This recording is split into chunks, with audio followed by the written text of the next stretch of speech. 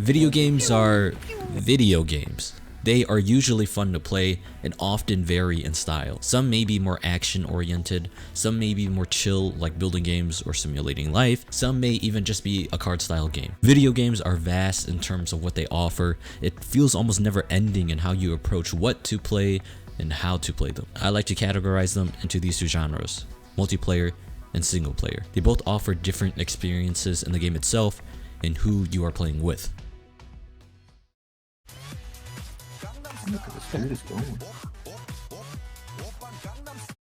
Multiplayer games can be almost anything, from party games like Jackbox to shooting games like Counter-Strike or even something simple like Among Us. Multiplayer games come from the experience you have with friends, family, or even the randoms you meet in-game.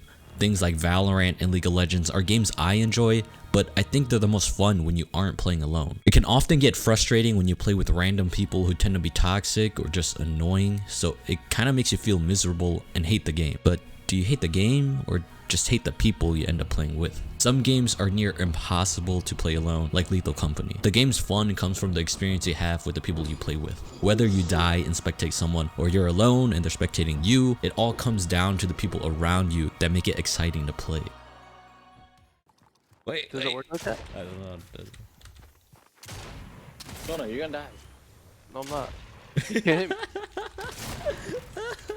Single player games tend to have a wider range of genres to play, from RPGs to hack and slash games to beat 'em up brawlers to visual novels. The list can go on and on and on. Single player games are usually not as replayable in comparison to multiplayer games. I can queue up Valorant every day for every week for a whole year, but once I beat Persona 5, it's not so easy to jump back in for another run. But I find beauty in that. That first playthrough of any game is magical and can't be topped. The emotions you feel then aren't the same once you replay a game. Sure, Breath of the Wild is an awesome game, but to start from the beginning all over again just isn't the same. Single player games often have a story, sometimes good and sometimes bad, but it's the story that is the driving force of wanting to play the game. It's important for a story to be somewhat good to be interested in continuing to play, otherwise the game is bland and there's almost no reason to play. That reigns especially true for visual novels. My favorite one I played was The Great Ace Attorney Duology.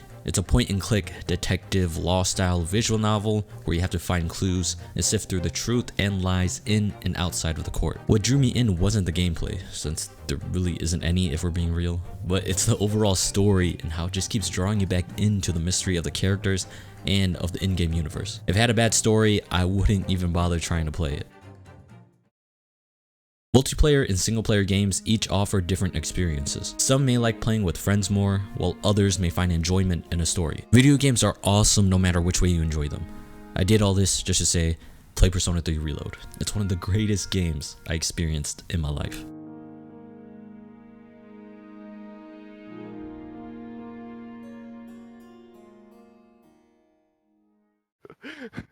Uh-oh! Uh-oh!